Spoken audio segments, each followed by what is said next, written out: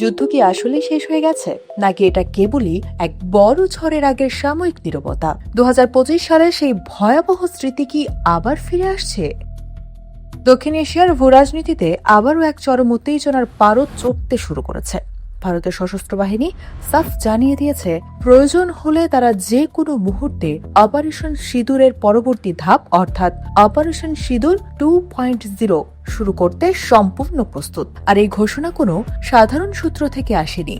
স্বয়ং ভারতের সেনা প্রধান জেনারেল উপেন্দ্র দ্বিবেদী এই হুঁশিয়ারি দিয়েছেন। পুনেতে ন্যাশনাল ডিফেন্স একাডেমির 150তম কোর্সের পাসিং আউট প্যারেড অনুষ্ঠিত হয়।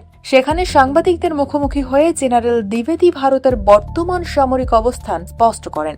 ভারতের জনপ্রিয় সংবাদ মাধ্যম দ্য টেলিগ্রাফ ইন্ডিয়ার বরাত দিয়ে জানা গেছে, দেশের সেনা, নৌ এবং বিমান বাহিনী আধুনিক যুগের বহুমুখী যুদ্ধ পরিস্থিতির চ্যালেঞ্জ মোকাবিলায় নিজেদের যৌথ সক্ষমতাকে আরও জোরদার করছে। সেনাপ্রধান স্পষ্ট ভাষায় বলেন, বর্তমানে যুদ্ধ সাময়িকভাবে বন্ধ থাকলেও সশস্ত্র বাহিনী মোটেও হাত গুটিয়ে বসে নেই। তারা সর্বোচ্চ সতর্কতাবস্থায় রয়েছে এবং ভবিষ্যতের যে কোনো কঠিন পরিস্থিতির জন্য নিজেদের প্রস্তুত রাখছে। কিন্তু কি এই অপারেশন সিঁদুর? চলুন একটু পেছনে ফিরে তাকানো যাক।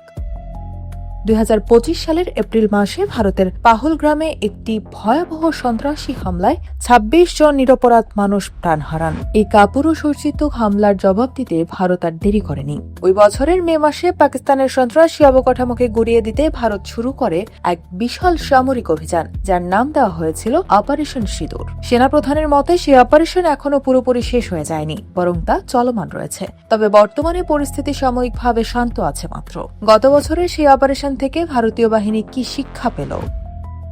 জেনারেল দ্বিবেদী জানান, অপারেশন সিঁদুর প্রমাণ করেছে যে ভারত যে কোনো উস্কানির একটি মাপা এবং অত্যন্ত কার্যকর সামরিক জবাব দিতে সক্ষম। এই অপারেশনটি ভারতীয় বাহিনীকে শিখিয়েছে কিভাবে সমন্বিত পরিকল্পনা, রিয়েল টাইম ইন্টেলিজেন্স বা তাৎক্ষণিক গোয়েন্দা তথ্য ব্যবহার করতে হয়। সেই সাথে নিখুঁত লক্ষ্যভেদ, শক্তিশালী বিমান প্রতিরক্ষা ব্যবস্থা এবং তিন বাহিনীর মধ্যে সুরক্ষিত ও পারস্পরিক যোগাযোগের গুরুত্বকে এই অপারেশন আরো দৃঢ় করেছে। তাই পরিস্থিতি যদি আবার উত্তপ্ত হয়ে ওঠে, তবে ভারত এবার আর শুধু প্রতিরক্ষায় সীমাবদ্ধ থাকবে না। তিন বাহিনীর আধুনিক যুদ্ধ প্রস্তুতি ইঙ্গিত দিচ্ছে যে কোনো মুহূর্তে শুরু হতে পারে অপারেশন সিঁদুর 2.0। এখন প্রশ্ন হলো, ভারতের এই কঠোর অবস্থানের পর সীমান্তের ওপারে কি প্রতিক্রিয়া হয়?